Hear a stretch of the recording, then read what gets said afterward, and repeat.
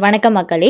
Pan card வைத்திருக்கும் அனைவருக்கும் 4 முக்கியமான அறிவிப்புகள் வெளியாயிருக்கு. அது என்ன அறிவிப்புகள் அப்படிங்கிற முழு விவரங்களையும் தெரிஞ்சுக்க வீடியோவை கொஞ்சம் கூட ஸ்கிப் பண்ணாமல் கடைசி வரைக்கும் முழுமையாக பாருங்கள். இதுதான் முதன்முறையாக நம்ம வீடியோவை பார்க்குறீங்கன்னா மறக்காமல் நம்ம சேனலை சப்ஸ்கிரைப் பண்ணிவிட்டு அந்த லைக் பட்டனை தட்டி விட்டுருங்க. வாங்க வீடியோக்குள்ளே போகலாம். பேன் 2.0 திட்டத்தின் கீழ் பேன் என்று அழைக்கப்படும் நிரந்தர கணக்கு எண் அடங்கிய புது கார்டை வாங்குவதற்கு ஒட்டுமொத்த பேங்க் கஸ்டமர்களும் மும்முரம் காட்டி வருகின்றனர். ஆனால் குழந்தைகளுக்கான பேன் கார்டு அதாவது மைனஸ் பேன் கார்டு பற்றி இங்கு பலருக்கு தெரியவில்லை. இது எதற்காக வாங்க வேண்டி இருக்கிறது, எந்தெந்த குழந்தைகளுக்கு கட்டாயம் வாங்க வேண்டும், அனைத்து குழந்தைகளுக்கும் வாங்க வேண்டுமா உள்ளிட்ட விவரங்களை இப்போது தெரிந்து கொள்ளுங்கள். பேன் கார்டு வாங்குவதற்கு வயது வரம்பு நிர்ணயிக்கப்படவில்லை.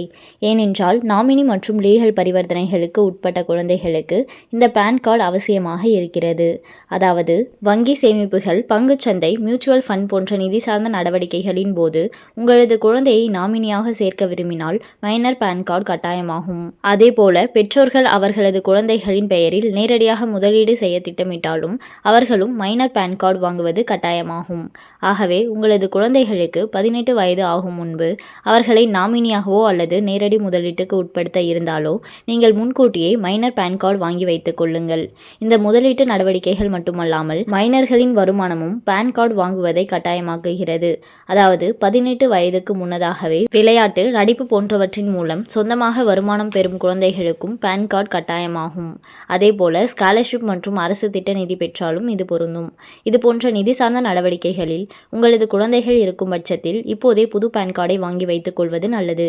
இது அவர்களது எதிர்கால நடவடிக்கைகளுக்கும் பாதுகாப்பான பரிவர்த்தனைகளுக்கும் முக்கியமாகும். இப்போது மைனர்களுக்கான பேன் கார்டை ஆன்லைனில் அப்ளை செய்து பெறுவது எப்படி என்பதை தெரிந்து கொள்வோம். நீங்கள் வழக்கமான பேன் கார்டு அப்ளை செய்ய பயன்படுத்தும் NSDL வெப்சைட்டுக்கு சென்று கொள்ளுங்கள். புது பேன் இந்திய குடிமகன் டேப்பை கிளிக் செய்து கொள்ளுங்கள்.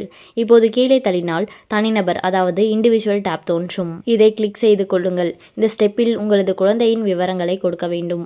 ஆகவே எந்த தவறும் இல்லாதபடி பிறந்த தேதி, மொபைல் நம்பர் மற்றும் இமெயில் ஐடி உள்ளிட்ட விவரங்களை கொடுத்து விடுங்கள்.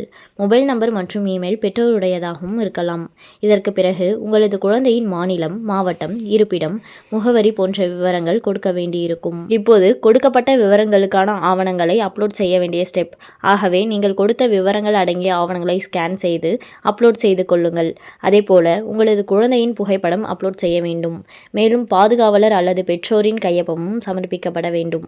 இதற்கு அடுத்து நீங்கள் கட்டணம் செலுத்த வேண்டியிருக்கும். இதை செய்து முடித்த பிறகு உங்களது குழந்தைக்கான பேன் கார்டு அப்ளிகேஷன் பதிவு செய்யப்பட்டு உங்களுக்கு SMS மற்றும் இமெயில் மூலம் தெரிவிக்கப்படும்.